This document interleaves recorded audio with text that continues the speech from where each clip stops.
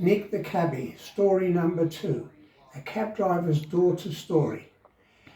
My father was a cab driver from the day I was born. He never did another job. He worked very, very hard, and when he came home, my mum would have dinner ready for him. And he would help around the house, and the house was a very happy household. When I was about 2 years old, Dad would take me to nursery and pick me up after nursery. And sometimes he would take other children home, and they would love it. As I got older and went to school, all the other children would look at me, and some were very, very jealous. As time went by, and I was growing up, Dad belonged to some savings club and put money away for our holidays. And for Christmas, we would go off to Spain and other lovely places where the sun shone, and my dad loved it.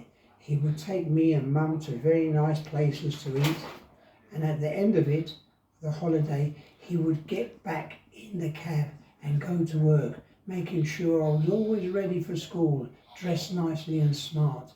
As I got older, I went to senior school, and all the other kids used to think I was rich, always coming by taxi. Dad never missed a day. I never saw Dad sick. He belonged to a gym and kept very, very fit. When I got to 16, I went to my first disco, and Dad was there to pick me up and take me home. Never moaned once.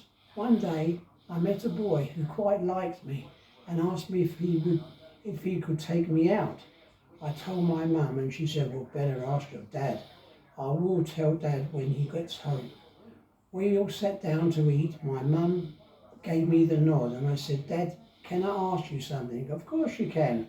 I said, "Now look, Dad, there's a boy, and I know he likes me, and I know if he could take me out sometime." Dad's face was a picture. "Well," he said, "I'm glad you asked me instead of doing it behind my back."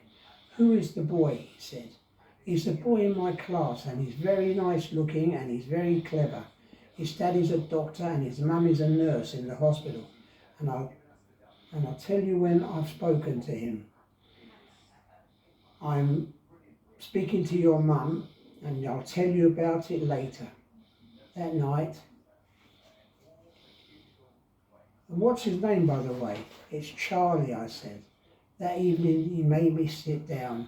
Mum was there, and he said that it was him and Mum had spoken about it, and that I could go out with him, but I must be home by 10 o'clock sharp until I tell you otherwise.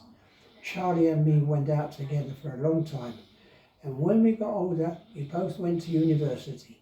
Charlie, he went to Oxford, and I went to York. I had become very friendly. Dad had become very friendly with Charlie's dad, Dr. Richard Keane. Charlie and me saw each other during the holidays, and we spent hours on the phone. After the 4 years, we both finished uni. Charlie got a job in the city, and I got a job at a public company. When we got home, Charlie asked me if we could get engaged. "I'll ask Mum and Dad first," I said. Mum and Dad were thrilled and ecstatic. Dad drove his cab to tell all his friends the good news, while Dad helped me and buy a small flat. We got married, and what a day that was. There was at least 50 cabs all in a line. All my friends from uni could not believe what they saw. Dad was a genius. It was the only time I saw my dad cry. He loved Charlie, but he said to him, "If you ever are not nice to my daughter, I shall come around looking for him, and it won't end nice." Charlie said he loved me and would love me forever. We moved into our small flat with the help of Dad's taxi. Mum and Dad were happy all.